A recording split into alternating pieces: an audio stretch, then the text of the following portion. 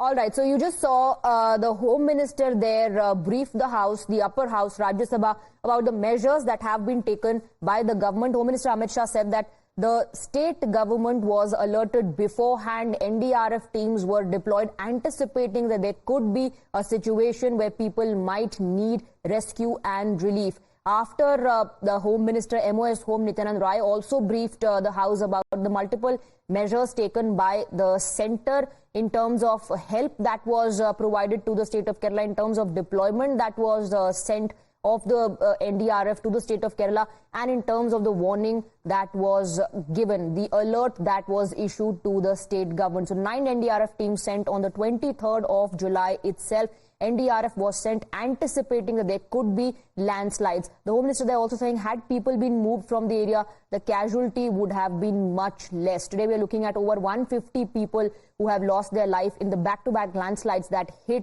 Wayanad, that hit the neighboring areas as well, all within a 7-kilometer radius. We have Deepak joining us on the broadcast with more details. Deepak, you're continuously getting us reports on the relief and rescue operation. This issue was just discussed in Rajya Sabha, where the Home Minister spoke about an alert that was issued to the state government beforehand. In fact, he also said that NDRF teams were deployed much earlier because they anticipated something like this could happen, that there could be landslides.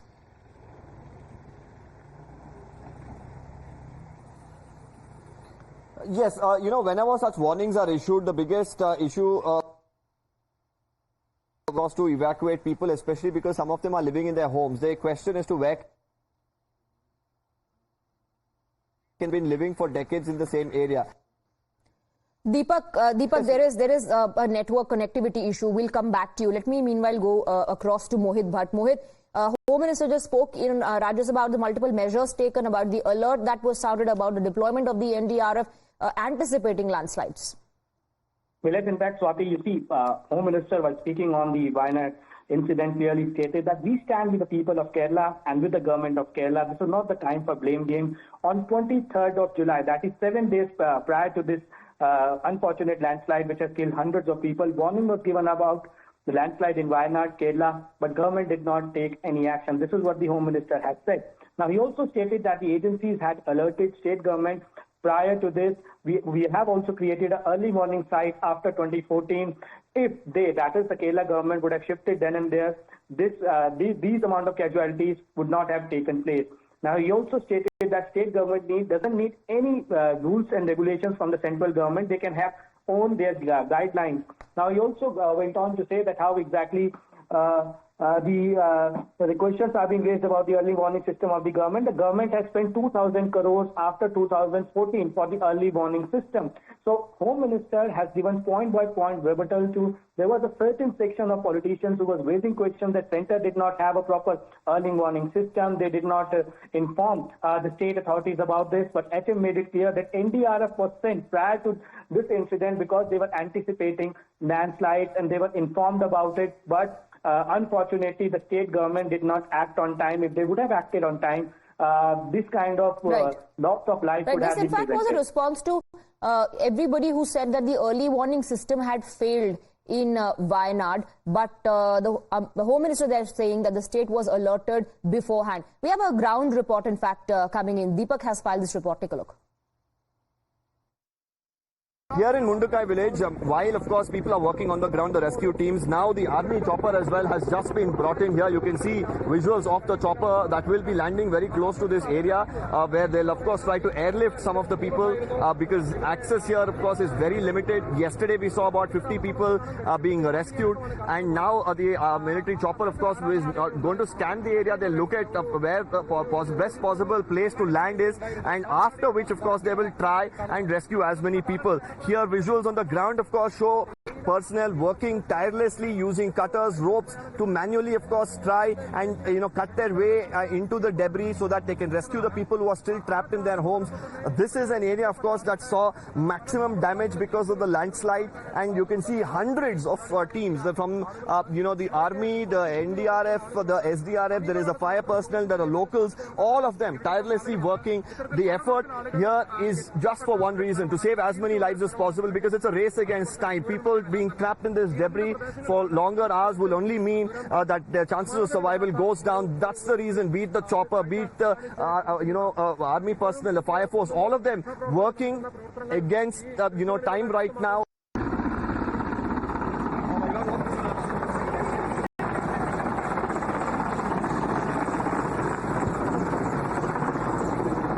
Here the military chopper has come in fact, to try and carry out more rescue operations and more importantly, airlift people.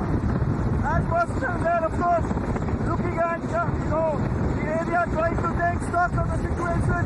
More importantly, yesterday, there were about 50 people who were airlifted. And now the chopper here, looking at the tip of the landslide, looking at a possible option to even land. It is going to be, of course, extremely challenging for them to do so. But they are, of course, attempting it as we speak. And here, all around, there are multiple rescue personnel who are standing. Now, it is going to be challenging for them to either airdrop. Yes, they're airdropping supplies. This is the army airdropping supplies for the people who are trapped, for the people who are working in the rescue operations. So while, of course, we bring you this report, this exclusive report only on Times Now here, it shows that various teams of the army, the NDRF, the Navy, or the fire personnel are leaving no stone unturned to do the best they can to help in any possible way. As we speak, they're trying to call in more people. And it's difficult, you can see the amount of mud there for them to stand as well. It's difficult, but as they of course try, of course, getting a word from them while they're trying to come closer.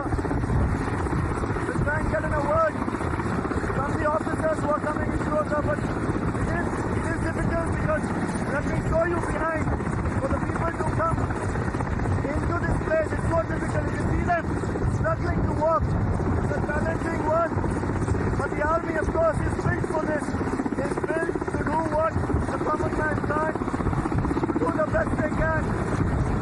As we, of course, look at these astounding visuals, this is the first time now exclusively bringing to this report of the army dropping off supplies and possibly next trying to carry out an airlift operation as well.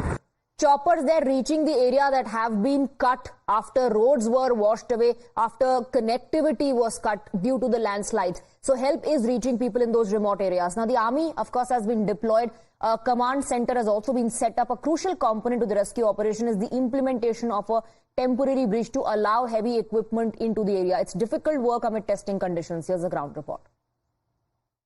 कैमरे पर आपको लगातार दिखाने की कोशिश कर रहे हैं कि कितना सीवियर ये लैंडस्लाइड है और एक भी कदम गलत रहा तो आप मलबे में धंस सकते हैं। इसीलिए चुनौतियों भरा ये रेस्क्यू ऑपरेशन। इस वक्त आपको हम तस्वीरें दिखाएंगे कि ब्रिज के जरिए ये जो रास्ता है वो मुंडकई और अट्टमाला की तरफ जाता है और सड़क जो है वो पूरी तरह से टूट चुकी है, जिसके कारण आप लोगों को जो है ब्रिज के सहारे यहाँ पर लाया जा रहा है और इवैक्यूएट किया जा रहा है ताकि जल्द से जल्द उन्हें सुरक्षित जगहों पर पहुंचाया जा सके। देखिए, जैसे ये लैंडस्लाइड का सिलसिला यहाँ पर शुरू हुआ, एक के बाद एक लैंडस्लाइड यहाँ पर हुए, जिसके बाद अट्टमाला में जो लोग रह रहे थे, काफी ज्यादा लोग जो है वो उत्तर भारत से है, मध्य प्रदेश, आसाम, झारखंड, इन तमाम जगहों से ये लोग, पश्चिम बंगाल, इन सब जगहों से ये लोग यहाँ पे हैं क्योंकि जो चाय के बागान यहाँ पर आप देखेंगे, इन बागानों में ये लोग काम करते हैं और बड़ी संख्या में ये लोग जो है अट्टमाला में फंसे हुए थे, जिन्हें रेस्क्यू टीम्स जो है लगातार निकालने की कोशिश कर रहे हैं।